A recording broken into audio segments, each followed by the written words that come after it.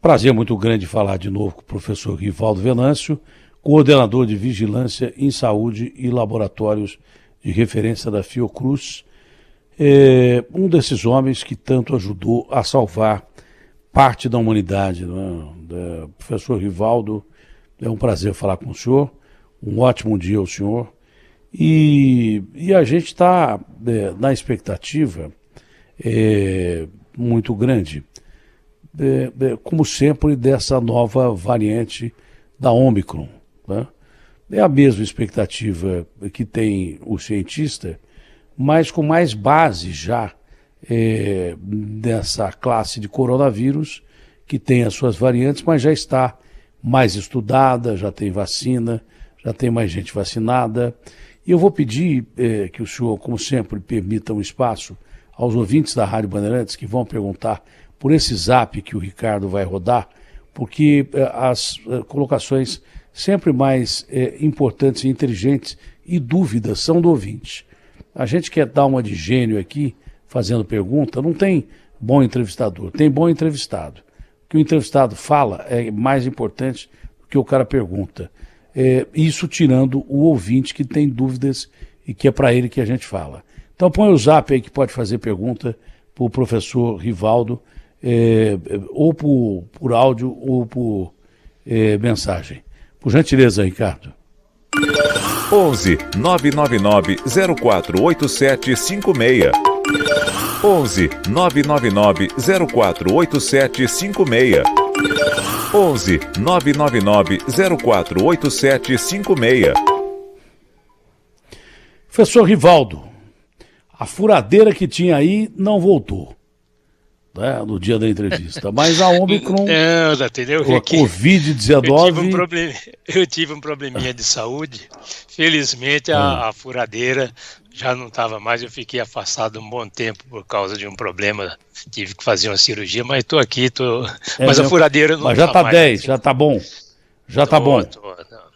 Graças ao foi relativo à Covid ou não teve nada a ver? Não, foi um tumor cerebral. Nossa, que coisa. Fui operado no Instituto Estadual do Cérebro aqui do Rio de Janeiro, que é Sistema Único de Saúde, né, SUS, e estou aqui contando caos. Não com a propriedade que contava o Rolando Boldrin, claro, né? Mas esse era demais, que pena perdê-lo, né? Ele é a Gal. Mas é a mesma coisa que aconteceu com o nosso grande Oscar, que está aí. O Oscar está aí, exato, fazendo palestras e tudo mais, né? Bom, eu me lembro de uma história de uma senhora cubana, eu estava vendo um documentário, que o médico chegou para ela entristecido. Isso me ajudou muito quando eu tive tumor de pâncreas, que é gravíssimo, e graças a Deus foi retirado no momento certo há 20 anos atrás. Mas isso me ajudou muito. O médico chegou para essa senhora e disse assim: olha, a senhora tem um tumor no cérebro. Ela falou assim: então tira. Só isso, não é nada. Se eu tenho, então tira, pô. Isso é ótimo, esse tipo de coisa ajuda a gente pra caramba quando a gente enfrenta dificuldades. Mas o que é essa variante da Ômicron e o que significa essa variante? Ela é letal, ela é perigosa?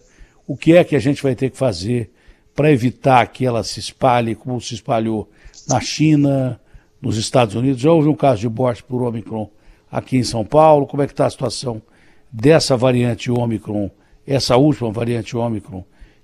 Eu passei a pandemia inteira sem ter nada. Trabalhei todos os dias da pandemia, passei por uma série de variantes, sempre com distanciamento social, máscara, álcool em gel, e não peguei. Só fui pegar a Ômicron e realmente passei muito mal. Eu, apesar de 4 vacinas, passei muito mal. 2 dias eu achei que ia ver Jesus, cheguei até a ver, mas ele falou: não, Datena, não vem torrar minha paciência aqui não, torra a paciência dos caras aí embaixo, me deixou aqui. Mas o que é essa nova variante? Veja bem, Datena, uma imensa satisfação estar falando novamente contigo, com os ouvintes do Manhã Bandeirantes, com todos que estão nos acompanhando nesse momento. De fato, hoje no Brasil nós estamos vivenciando o início de uma nova onda de Covid-19. Felizmente, ao contrário de ondas anteriores, nós já temos um percentual muito elevado de pessoas vacinadas e isso faz com que a gravidade das manifestações clínicas não seja como aquelas vistas no passado.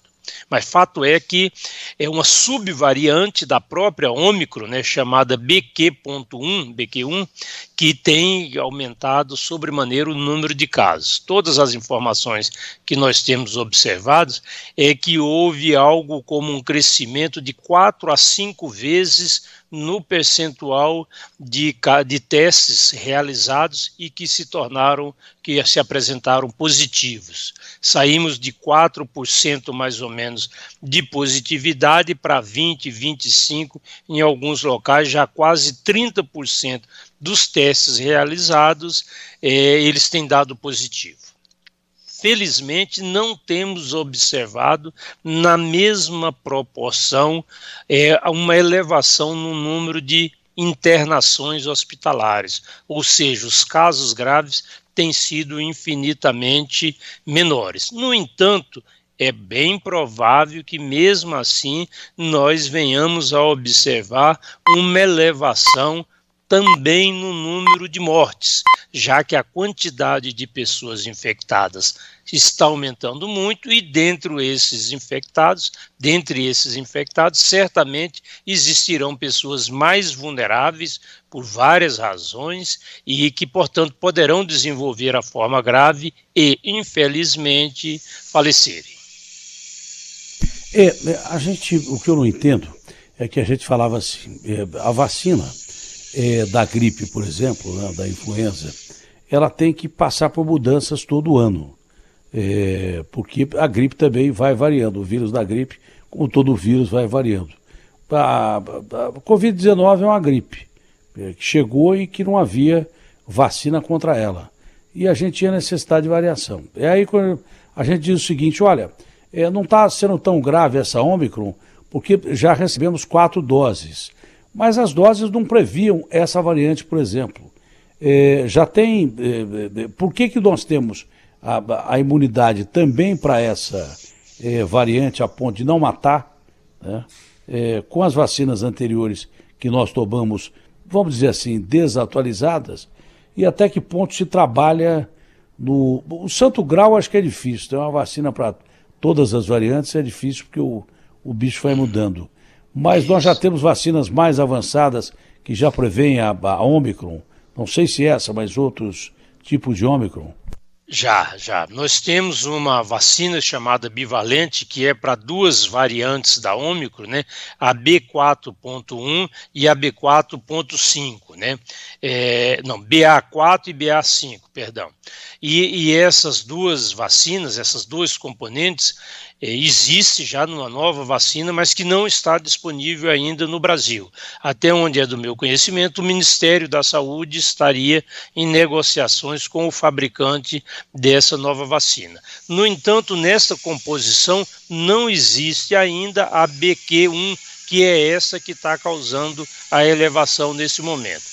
No entanto, Datena, é importante a gente explicar que, embora a vacina, mesmo completa, possa permitir que a pessoa se infecte e desenvolva a doença, como você relatou agora, que você teve mesmo com a vacina e com as doses, como eu tive em junho também, apesar de estar com as 4 doses, mas indiscutivelmente o quadro mais leve do que aquilo que nós esperaríamos se não tivéssemos vacinado. E aí entra uma preocupação, por quê? Porque nós sabemos que tem um percentual elevado de pessoas no Sudeste em especial, mas também nas demais regiões do Brasil, que não foram tomar as doses de reforço. E esse apelo continua sendo feito. Quem ainda não tomou suas doses de reforço, por favor, procure as unidades de saúde para fazê-lo o quanto antes. Eu não sou cientista, mas eu tenho a impressão que as vacinas são importantes, né? Mesmo as que não prevêem a Ômicron, né? Foram importantes para mim. Acho que eu não morri porque eu tinha tomado as 4 doses. Porque o organismo pode não reconhecer totalmente a variante nova, mas ele já desconfia, ele fala assim, opa, Isso aí é aquele bicho lá. Mas será que é ou será que não é? Então ele mesmo nessa dúvida, ele te protege. Não protege especificamente contra aquela variante, mas já aumenta o seu sistema de imunidade para esse bicho que ninguém conhecia. Que quando não tinha vacina, pegava e morria. Acho que é mais ou menos isso, não é isso?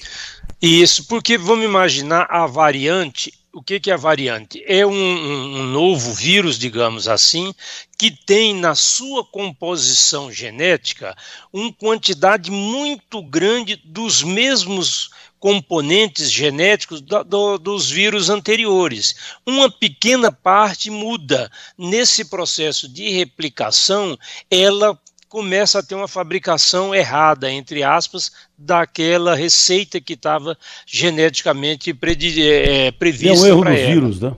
E isso é um erro no processo de multiplicação do vírus. Mas uma quantidade muito grande dessa estrutura genética, desse vírus novo que está surgindo, é idêntica àquele anterior.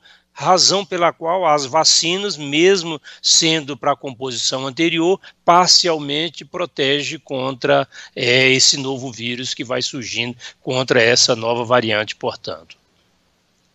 Esse trem está perto de virar uma gripe? A expectativa nossa é que todos os anos nós tenhamos essas ondas e todos os anos venhamos a tomar pelo menos uma dose de reforço com uma vacina, com uma nova composição em relação à do ano anterior, como nós temos com a influenza H1N1. Salvo engano, ela chegou aqui entre nós em 2009, salvo engano, 2010 nós já tínhamos a vacina e continuamos tomando a vacina para a gripe todos os anos. Contra H1N1, continuam tendo casos de gripe, no entanto, as pessoas vacinadas costumam apresentar casos autolimitados, casos menos graves, ou seja, ela não impede totalmente que a pessoa seja infectada, mas uma vez infectada, a manifestação clínica vai ser mais leve. E a criança que não tomou nenhuma dose da vacina? É um dilema. É um dilema que nós estamos vivenciando aí, e principalmente porque houve um atraso na chegada dessas vacinas para as crianças menores. Esperamos que mais alguns dias, no máximo semanas, ela já esteja retomada, essa vacinação em larga escala no país como um todo. E surge para nós também, né, Datena, uma pergunta que não pode escapar. E as máscaras, Datena? O que nós vamos fazer? O que eu nunca tirei máscara. Isso. Eu nunca tirei a máscara. Então, eu peguei a variante Ômicron usando máscara e depois que eu saí do hospital eu continuei usando máscara. Quer dizer, eu devo ter pego no momento de descuido, né? Deve ter sido um momento de descuido, mas eu uso máscara. Só eu e o Zorro estamos usando máscara. Só eu e o Zorro continuamos usando máscara. Mais ninguém. O Zorro não mas tira eu não máscara. tiro a máscara. O Zorro tira de vez em quando. Eu não tiro. Eu saio de casa, eu boto a máscara e trabalho. Só tem eu de máscara. Agora estão começando a usar de novo aí na Bandeirantes. Agora, a gente partindo de uma premissa pessoal, a gente pode ajudar muita gente. Teve uma onda muito grande de pneumonia por aqui, em crianças que em 2 dias pegaram bactérias. Diz que se deve muito ao fato da criança ter deixado de ir na escola e ter ficado exposta com o sistema imunológico a bactérias que já existiam ou que já existem no organismo humano, só que as defesas estão frágeis, né? Porque a escola é uma forma de contaminação, mas é uma forma também de deixar o sistema imunológico mais forte, não é? Mas houve casos, por exemplo, lá em Goiânia, aqui em São Paulo, de crianças desenvolverem uma pneumonia violentíssima, mas violenta, de um dia para o outro, um pulmão era quase destruído. Aconteceu com a minha neta, ela foi salva, graças a Deus, graças ao Calil, ao Davi Uip, aos médicos, enfermeiros, pessoal hospitalar do Sírio-Libanês, onde ela ficou 20 dias mais 10, depois ficou quase 40 dias em um hospital. Foi terrível. O pulmão ficou quase que totalmente tomado por essa bactéria, deu derramamento de líquido e tal. E hoje, graças a Deus, ela está num processo evolutivo muito grande, não precisou operar porque aventou-se a possibilidade até de retirar parte do pulmão quando ela teve muito grave. Não é? Agora, a pergunta que eu faço, ela não tinha nenhuma dose da vacina contra a Covid-19. E ela agora está em recuperação.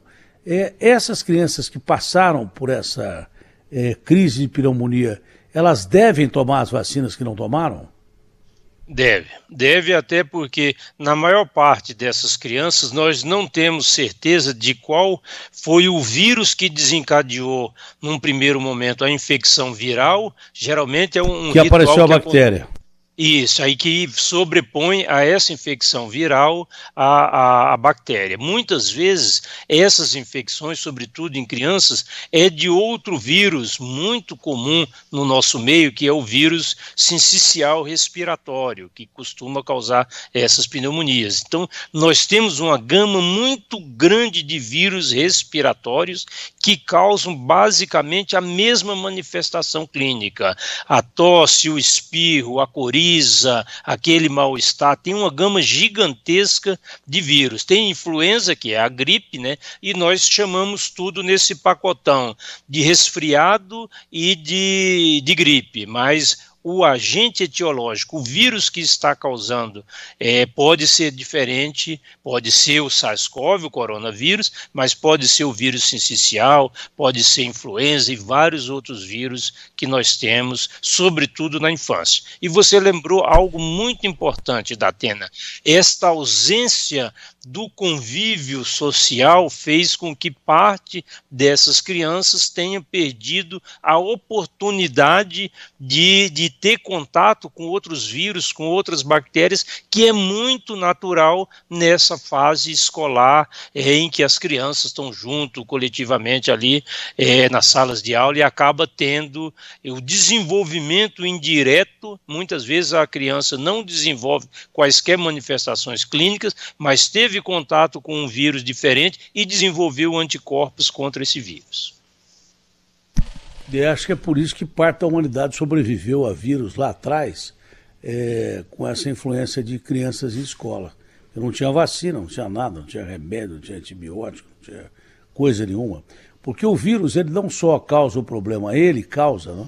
E o coronavírus, ele tem a capacidade de destruir uma pessoa que não tomou vacina, mas ele, ao mesmo tempo, ele enfraquece o organismo para que as bactérias oportunistas se aproveitem e provoquem infecções graves capazes de levar à morte. Ô, João, Exato. Nós temos perguntas aí para o professor Rivaldo? Opa, tem pergunta sim, Datenão. O povo já está participando então aqui. Então acorda aí, João. Já vamos lá. Bom dia, Datena. Bom dia, professor Rivaldo. Eu sou o César da Vila Prudente. Professor, a cada tempo que passa vai aparecendo novas variantes. Gostaria de saber de você se nós vamos ter que nos acostumar a vida toda, bem dizer, com as novas variantes que vão aparecendo. E dizem que antes de aparecer que não são tão letais. Depois, quando aparece, já são completamente perigosas. Um abração para todo mundo. César, nosso amigo César, bom dia, César, aí da Vila Prudente. Realmente você tem razão, César. Nós precisamos nos acostumar a conviver com estas novas variantes que, na expectativa dos pesquisadores, irão surgir periodicamente. A cada 4, 6, 8 meses, nós temos hipoteticamente a possibilidade de surgimento de uma nova onda da Covid-19. Felizmente, até agora, o que tem sido observado é que essas ondas tendem a ser, do ponto de vista da gravidade clínica, tende a ser mais leve do que as anteriores. Mais uma, João. Bom dia, doutor. Bom dia, Datena. Bom dia aos ouvintes. Doutor, eu tomei as minhas 4 doses, graças a Deus. Estou em dia, a família toda está em dia. Nesse período que liberaram a máscara em ônibus, metrô, continuo usando a máscara. Qual é a sua opinião? O governo deveria obrigar a lugares fechados voltar a usar a máscara ou ainda é cedo para isso? Marília Dias de Barros. Tá ruim o som, mas é a questão da máscara. A questão da máscara, eu já estou com as zoiças, como a gente fala lá no interior, meio prejudicada com a idade, né? Mas eu entendi o que ela disse. Realmente, ela relata que tem as 4 doses e tal, se deve ou não continuar usando as máscaras e se o governo deveria ou não tornar este uso obrigatório. Veja bem, infelizmente, por mais que as pessoas tenham conhecimento de determinada precaução, não necessariamente essas pessoas que têm esse conhecimento tomam as devidas medidas para se protegerem. Ter a consciência da necessidade do uso da máscara é uma coisa, e de fato utilizar a máscara no cotidiano é outra bem diferente. No entanto, nós precisamos ter claro que pelo menos aqueles grupos populacionais com maior probabilidade de desenvolver as formas graves da doença, pessoas imunossuprimidas, seja porque tenha alguma doença de base ou porque esteja fazendo uso de algum corticoide muito forte, em doses altas, ou químio ou radioterapia para tratamento de algum tipo de câncer, pessoas idosas, gestantes, mães que estão amamentando, enfim, tem um conjunto de pessoas que nós sabemos que, de um modo geral, as formas clínicas nessas pessoas, quando elas são infectadas, têm uma probabilidade maior de serem graves, razão pela qual pelo menos elas deveriam utilizar essa máscara assim religiosamente. E claro, toda e qualquer aglomeração, o transporte coletivo, enfim, esses locais fechados, nós temos que nos proteger. E, sobretudo, quem está sintomático com alguma manifestação clínica, por favor, procure uma unidade de saúde, faça o teste e saiba se aquele problema que você está vivenciando naquele momento é a Covid ou não. E dessa forma, você vai estar protegendo, em primeiro lugar, as pessoas do seu convívio, as pessoas com as quais você tem vínculos afetivos, parentescos, etc. e tal. Você está protegendo essas pessoas e a coletividade como um todo. O oriental, que a gente viu usar máscara desde lá antigamente, né? Ele usa máscara, não é para não pegar a doença, é para não infectar alguém. Então, quando o cara acorda com sintoma gripal, ele pega e bota a máscara, para não infectar o próximo. Porque ele sabe, é um princípio humanitário, mas ele sabe também que de repente ele infecta o outro, que infecta o outro, que infecta o outro, que volta nele. É uma questão óbvia. Então, se tiver resfriado, alguma coisa assim, vai lá fazer o que tem que fazer o teste e tal, mas vai com máscara. Agora, uma dúvida, por exemplo, a menina que trabalha aqui com a gente, né? Eu pedi para usar máscara de novo, mas se ela vem de máscara dentro do transporte coletivo, aqui, que tem 2, 3 pessoas, aqui na minha casa, ela precisa usar máscara ou não? O ideal, porque ela se expôs num trajeto muito grande, é diferente de pessoas que estão dentro do mesmo ambiente. Às vezes tem famílias que praticamente não saem, quando saem ao mercado, à farmácia, alguma coisa, vão de máscara e retornam para casa. No seu ambiente interno, não haveria necessidade de usar máscara, mas a partir do momento que eu saio em determinado horário do dia, pego um transporte coletivo, por vezes superlotados, mesmo eu estando com a máscara, vai diminuir a probabilidade de que eu seja infectado, mas eu estou exposto. Né? Então, é importante usar. Vamos usar uma última pergunta ao professor Rivaldo, porque eu não quero cansar demais o professor também. Vamos lá. Olá, bom dia. Eu tenho um irmão que ele teve já 2 vezes problemas de doenças autoimunes e foi recomendado para ele não tomar vacina. Ele não tomou. Ele não tinha tido Covid até agora, mas agora testou positivo. Existe alguma coisa que a gente precise fazer para ele ficar bem cuidado? Enfim, alguma profilaxia? Obrigado. O grande cuidado para esse seu irmão é que ele cuide, se ele tem uma doença autoimune, e em princípio tem uma resposta imunológica alterada. E essa resposta imunológica alterada pode ser para mais ou pode ser para menos. Quando a pessoa tem uma resposta imunológica muito exacerbada, por exemplo, quem tem asma brônquica, quando está diante de um vírus respiratório, esse processo inflamatório que costumeiramente a pessoa já tinha em seus pulmões, tendem a produzir uma forma clínica mais grave. Então, primeira questão com o seu irmão é: a doença autoimune dele está em curso ainda ou não? Ele está tomando alguma medicação para essa doença autoimune ou não? Ele tem que cuidar da resposta imunológica dele, ou seja, dessa doença autoimune. Este mundo de doenças autoimunes é gigantesco, vai desde algumas formas relativamente graves a quadros relativamente leves da doença autoimune. Então, é preciso definir exatamente qual a doença autoimune que ele tem, se é lúpus, se é artrite reumatoide, se é uma daquelas várias síndromes que tem na reumatologia, enfim, definir exatamente o que ele tem e como está o organismo do seu irmão nesse momento. A alimentação e o repouso, evidentemente, também fazem parte do tratamento para esse seu irmão que está com a Covid nesse momento e muito, muito líquido. Professor Rivaldo, uma honra falar com o senhor mais uma vez. Melhoras, o senhor já deve estar curado, está em caminho. Estou bem, não estou tomando mais medicação, nada, estou bem. O senhor fez muito pelo Brasil nesses últimos tempos. O senhor e tantos homens como o senhor, que a gente só tem a agradecer e orar pelo senhor. Um abraço grande, um ótimo dia, com sorte e saúde.